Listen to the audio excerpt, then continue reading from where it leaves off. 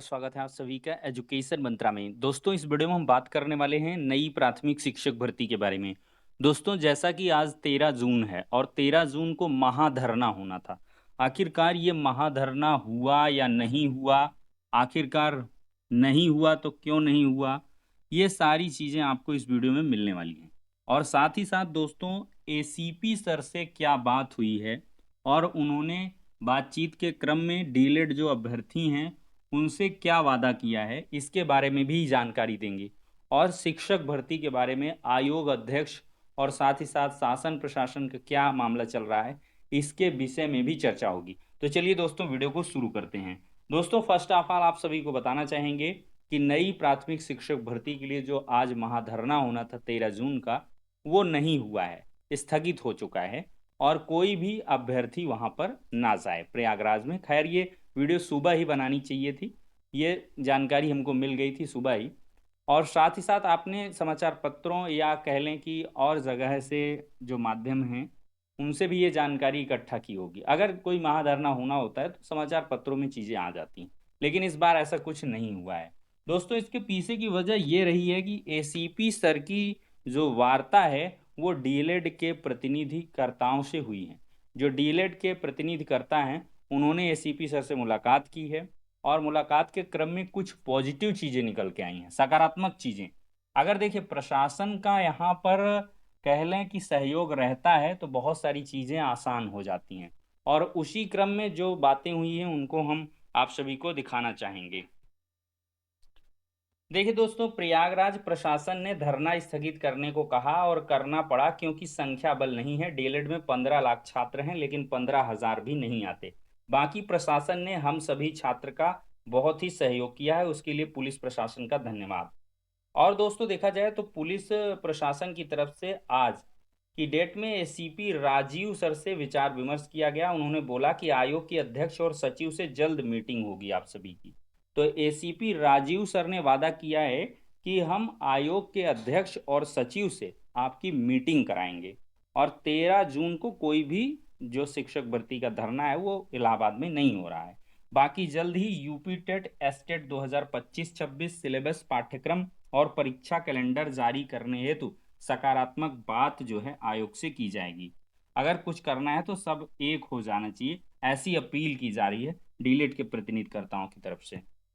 यहाँ पर ज्ञानेंद्र वर्मा डीलेट की तरफ से एक पोस्ट की जाती है, प्रशासन से धरना स्थगित करने किए जाने के लिए एसीपी राजीव सर से विचार विमर्श करके आयोग के अध्यक्ष और सचिव से मीटिंग होगी 13 को।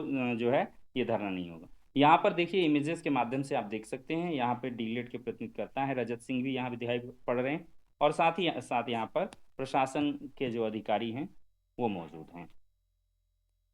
और देखिए सीएम योगी आदित्यनाथ जी से लगातार मुलाकात हो रही है। सीएम से मिले राज्य कर्मचारी संयुक्त परिषद के पदाधिकारी, विभागीय फोरम सक्रिय करने का भी उठाया गया मुद्दा।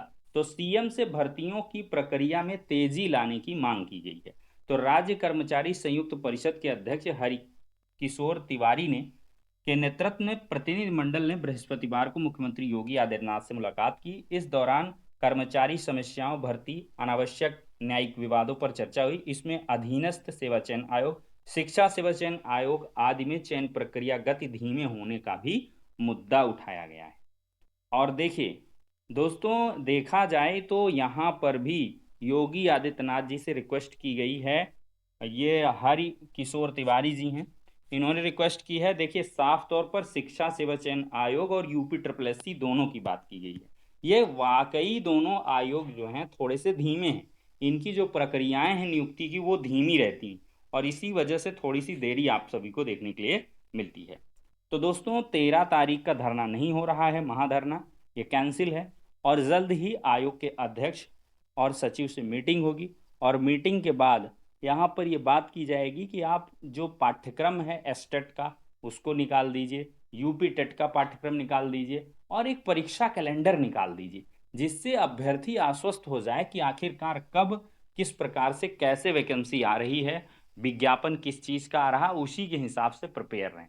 और डीलेट के अभ्यर्थी ने लगातार कहा भी है कि हम ये चाहते हैं कि आयोग स्पष्ट कर दे उनको शिक्षक भर्ती देनी भी है या नहीं देनी है। अगर नहीं देनी है तो जो डीलेड अभ्यर्थी हैं वो अन्यत्र कहीं पे काम करना शुरू कर दें, क्योंकि इसमें कन्फ्यूजन का माहौल रहता है। समाचार पत्रों में बार बार खबरें आती रहती हैं कि भर्ती इतने पदों पर उतने पदों पर आ रही।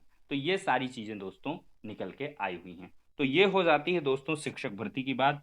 बाकी एक बहुत दुखदाई घटना कल की डेट में घटित हुई है, उसका आप सभी को संज्ञान अवश्य होगा। दोस्तों, उड़ते ही गिरा विमान, 265 लोग मृत्यु प्राप्त कर चुके हैं। अहमदाबाद से लंदन के लिए उड़ा था एयर इंडिया का विमान। 230 यात्रियों से भरा विमान हॉस्टल पर गिरा। कुल यात्रियों में से 169 भारतीय थे। दुर्घटना की औपचारिक जांच जो है शुरू कर दी गई है और विमान हादसे में केवल एक यात्री जिंदा बच सके हैं और ये ईश्वर का उन पर रहमो करम है। और जो है वो बहुत ही लकीएस्ट पर्सन कहे जाएंगे कि सिर्फ एक व्यक्ति, समझिए मंजर कितना खौफनाक है, सिर्फ एक व्यक्ति की जान बची है, बाकी सभी लोग जो है वो नहीं बच पाए हैं। बहुत ही दुर्भाग्यपूर्ण घटना है भारतीय इतिहास में। ऐसा विमान हादसा अभी तक देखने के लिए नहीं मिला।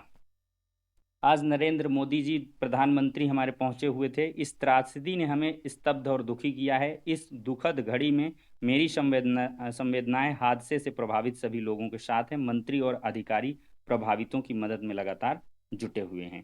कीर स्टारमर हैं, ये प्रधानमंत्री हैं ब्रिटेन के। इन्होंने कहा है कई ब्रिटिश नागरिकों को लेकर लंदन आ रहे विमान के दुर्घटनाग्रस्त होने का दृश्य भयावह है।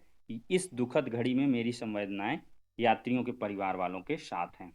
अब दोस्तों थोड़ी सी बात करते हैं हमारे उजाला ब्यूरो की तरफ से। लेटेस्ट अपडेट है, आयोग को मिले 87 करोड़ रुपए और अभ्यर्थियों को 3 साल का इंतजार मिला है।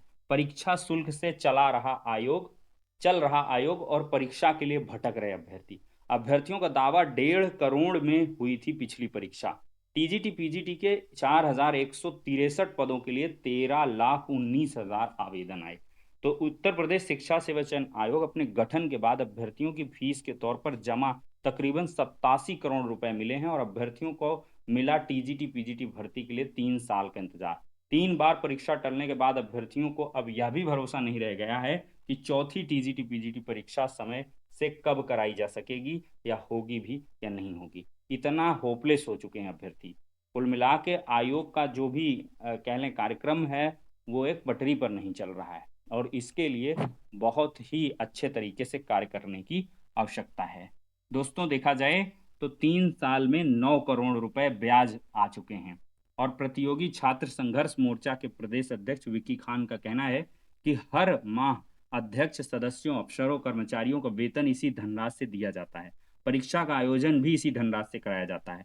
3 साल से परीक्षा शुल्क के रुपए संस्थान के खाते में पड़े हैं। आयोग इसी पैसे से चल रहा है, लेकिन अभ्यर्थी 3 साल से परीक्षा के लिए भटक रहे हैं। जरूर दोस्तों कुछ इस दिशा में जरूर अच्छे कदम होंगे। आप सभी की सक्रियता जरूर कुछ न कुछ अच्छे परिणाम लाएगी। फिलहाल के लिए दोस्तों इस वीडियो में इतना ही। नेक्स्ट में मिलते हैं।